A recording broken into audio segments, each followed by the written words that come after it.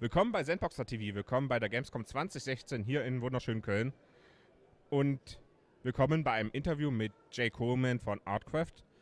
Zum einen Gründer dieser Firma, zum anderen Chief Creative Director von dem neuen MMO Crowfall, worüber wir in einem wunderschönen Interview alle wichtigen Informationen zum aktuellen Stand des Spiels erfahren haben. I'm supposed to talk to the camera? Am I supposed to talk to the recorder? To the recorder. Okay. Hi, recorder. I'm J. Todd Coleman.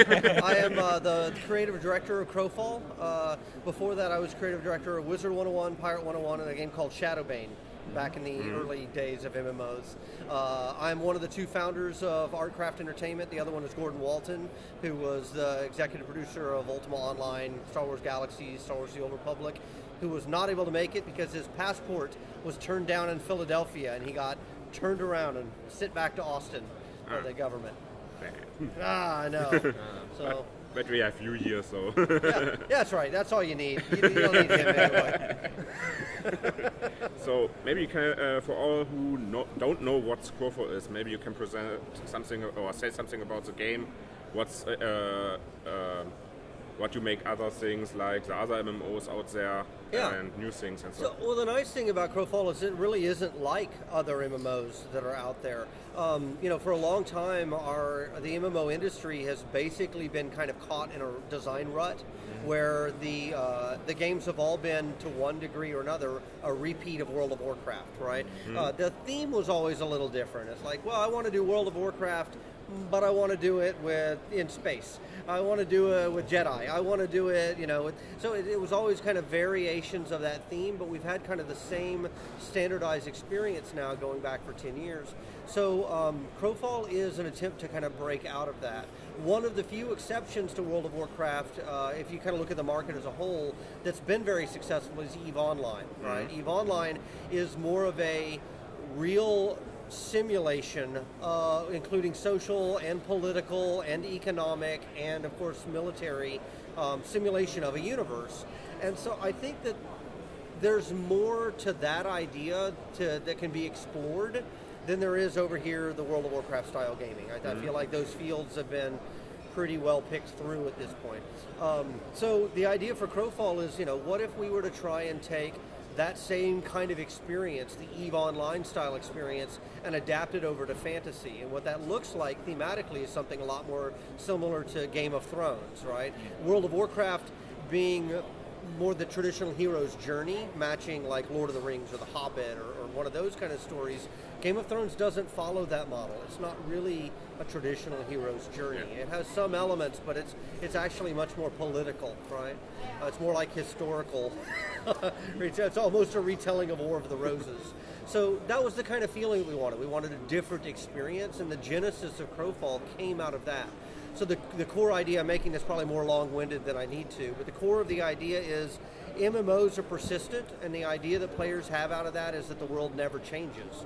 So we're going to change that, right? Like that's the core fundamental concept of MMOs we're going to break.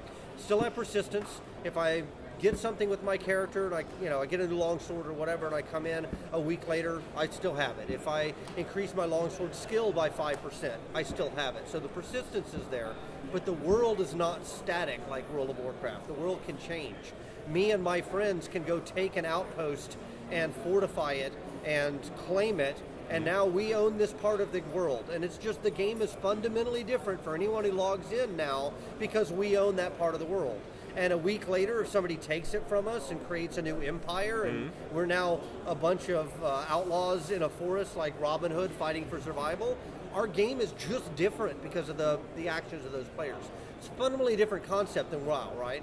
Where WoW is engineered on purpose so that your experience through this zone an hour after me is supposed to be almost the same as my experience was an hour ago. Fundamentally different concept. So, and the way we do that is we blow away the servers every now and then. We treat it like a strategy game. You bring in your character, persistent from other campaigns. The campaign will last for 3 months, and in that time you have kings and assassins and mercenaries and any manner of territorial conquest. You can blow up castles, you can build new castles, and at the end of that 3 months, there's an actual winner and a loser, like a game of Risk. And then that world goes away, and you take your characters and the spoils of war, and you move into the next campaign. Mm-hmm. So there you go. There's the long-winded vision statement behind Crowfall. Okay.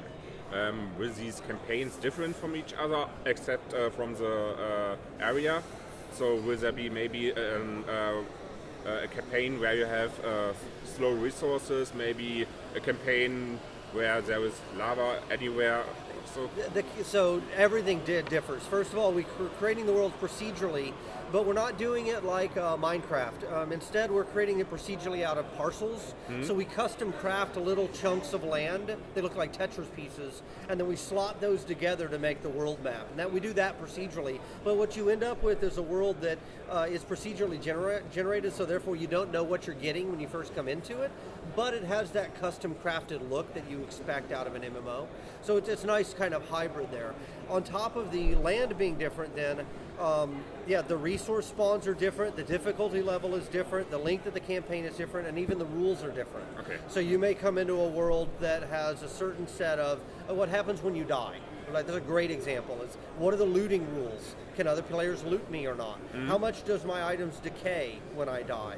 How hard is it for me to find? We might have a campaign come online where there's almost no metal. Just why? Because it would be interesting. Kind of like if you ever played Civ. You remember at the beginning, the old school Civs. You could go in. The first thing you would do is say, I want this much water and this much resource and this many other civilizations, and that totally changed the feeling of that game. That's exactly what we're doing with campaigns. We want each campaign to feel like a self-contained game, and then the persistence of the characters from one to the next, that creates the reason why I might want to come back and play more than one. So quite frankly, if you just come and play one and then quit, that's still pretty cool. I mean, okay, sounds great. I'm glad you enjoyed the game for 3 months. And by today's standards, that's a long time for somebody to stick with an MMO. So if I can keep you for 2 or 3 campaigns, I'd be delighted. So.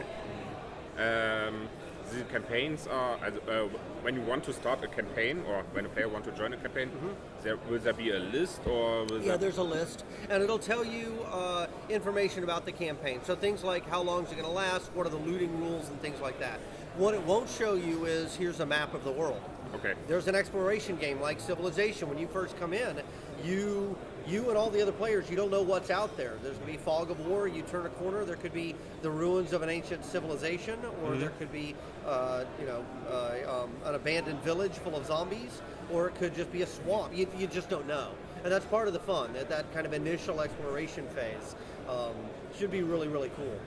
And how can you explore the map? Like, is there a fog of war which builds up the map when you're traveling? There's a fog of war when you first come in. Some classes that we have are better at scouting. They're like just more attuned to that, whereas others are better at defending, and others are better at attacking, and then you've got range combat. The whole kind of gambit. So I think that my expectation is that the really good guilds will have players who specialize in all of those different things. They'll have scouts, they'll have explorers, they'll have harvesters, they'll have crafters, and of course they'll have combatants. Should be really cool. Okay. Is loot better in harder campaigns? It is. The difficulty scales. So, and we did that on purpose, right? As most games kind of treat PvP as an afterthought, they tack it on to the end game. Like, all right, well, we don't have anything more for them to do for leveling, so here's the PvP end game. With ours, PvP is from the very beginning. Like, if you want to, you can come in day one and immediately go out. Now, you will be at a disadvantage. Numerically, you'll be at a disadvantage because there is a power curve. It's shallow, but there is a power curve. More to the point, though, you'll be at a skills disadvantage because our players are going to be very, very skilled. It's a hardcore game, but we specifically balance the universe so that the risk reward. The more you're willing to go to the hardest campaigns and risk, the better reward you're going to get. If you do well there. If you don't do well there, you might not get any reward. So, how you basically protect, like, if you get the highest gear or the best gear in the high campaign, and if you go to a lower campaign, then you can basically overrun the peoples there. You can try. The thing is, like I said, it's a very shallow power curve. So what we found is that players who are really driven to min-max their characters, they'll do that for a very, very, very small gain, right? It doesn't have, I mean, if you let them get 10% power gain, then of course they'll do that, but they'll do it for a 0.5% power gain. So we tapered the power curve so that a person who's maxed out and wearing all the best stuff in the game comes around a corner and there are 4 newbies. The person in the best stuff should be very worried because he's probably not going to live, right? We tap down the amount of healing in the game and we tap down the overall power gains from skills and weapons and everything, specifically to engineer it that way. So. Okay, on the campaign list, when you end with your campaign, is it possible to join a running campaign or only when it starts? We haven't quite decided that yet. So we definitely know that you'll have a preview period where you can pre-subscribe to a campaign. The question we're not sure about yet is what will those fall-off numbers be? Once a campaign is going and it starts to tip, the balance starts to tip in the favor of one team. How many of those players are going to leave, right? We know that it's a big problem for smaller match-based games, like League of Legends. Yeah. We don't know with a campaign server how much of a problem it's going to be. So right now the plan is you sign up at the beginning of the campaign. As one of our safety valves to combat what happens if people leave too early, we may allow people to come in later to supplement the forces that are not doing as well. So I'm kind of a wait and see on that. I want to wait and see what player behavior looks like before we finalize that design. You'll notice that, by the way, in general with our whole design is I'm not pretending from the beginning that we have all the answers, right? A lot of designers will act like they have answers to everything. I don't do that. I have some really good ideas for how we want to go, and then I have some fallback ideas for, well, and if this doesn't quite work the way we want, we're going to try this. It's a very iterative approach to developing the game. I don't know everything. What we're doing is not been done before, really. So we'll see how it works. And I'm sure that we'll have some ideas that just won't work, and we'll change them. You know, it's a very much an organic kind of evolving design structure. You know, we want to treat the whole game as a service where we're constantly trying new ideas, and if something doesn't work, then we fix it. Or we try something else, and if that doesn't work, we try something else. You know. And for fixing, you listen to the community, or can I go in the forum and say something that I don't like it, and many people come and say yes, I don't like that too, and you will change that? Or? Yeah, we do that all the time. Our users aren't shy in telling us if they don't like something, and so we engage. Now we may not always agree, right? And furthermore, we have access to data that they don't have. So forums are tough. You listen to the forums and you look at them for hints of where your problems are, but then you have to go look at the data, and then you have to go play yourself, and then come to a decision of, I agree on this or I don't agree on that. Sometimes I say I don't initially, and later over time I come around. Other times I'm like, well, they say that, but if you look at the data, it's actually not true. Like, this class sucks, nobody plays them. And then you go look at the logs, and actually a lot of people play them, and a lot of people repeat play that class. So, you know, it's not always cut and dry. But yes, I mean, in terms of to rephrase your question, is, you know, how, if I could phrase it as, is it important and how often should you engage with the community? The answer to that is incredibly important, and you should do it constantly. And I think we're probably, if not the best, we're one of the best companies for that. Like, we do updates at least 2, often 3 times a week, formalized updates to our backers and our community, telling what's going on with development, telling them what we're putting in the game, showing off what's coming down the pipe. It's a constant interaction. Okay. On the one side, you have these campaigns, these PvP campaigns. Yep. On the other side, you have this Eternal Kingdom. Yeah, the Eternal Kingdoms. Yeah. Can you maybe say something more about it? Why you have this kingdom? Yeah. So the kingdoms serve a different purpose. So the fear that I had going in with just the campaigns is that the world would feel like too impermanent. So there's a great thing about the impermanence, right? The great thing is it gives us a restart mechanic that lets us restart the strategy game, and that's awesome. The downside of it is, if I leave the game and come back 3 months later, literally nothing would be the same except for my character and the guild structures, right? There was no common ground, and I was worried that players wouldn't get that feeling of coming home, that feeling of logging in, and it's the Cheers effect. Sometimes you want to go where everybody knows your name. I don't know if you're familiar with that show. It's a TV show in the U.S. that was very popular years ago. But part of the theme song was sometimes you want to go where everybody knows your name. You want that sense of familiarity. So the Eternal Kingdoms gave us a couple things. One, it gave us a persistent place for players to go back to in between campaigns. And number two, it gave us a place for players to collect their trophies and bring back the spoils of war after they win a campaign, which some players don't care about, right? We have a fair chunk of our players are like, no, I just want to play the strategy game, and when it's over, I'll play the next one. But there are some players who are collectors, and so they wanted a place to kind of take those trophies back and store them and be able to show it off.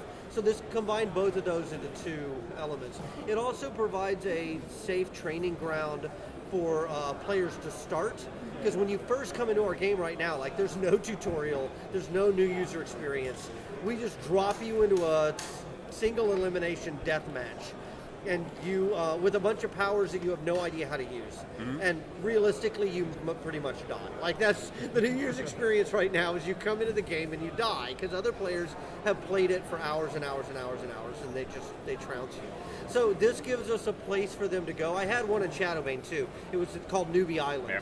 And Shadowbane Newbie Island, you couldn't really play the entirety of the game there, but you could play the game loop enough to understand how the game loop worked, to get a feeling for your powers, so that when you go to the deep end of the pool, you're still going to get trounced, but you're not going to get instantaneously trounced in a way that makes you quit the game. At least that was the hope.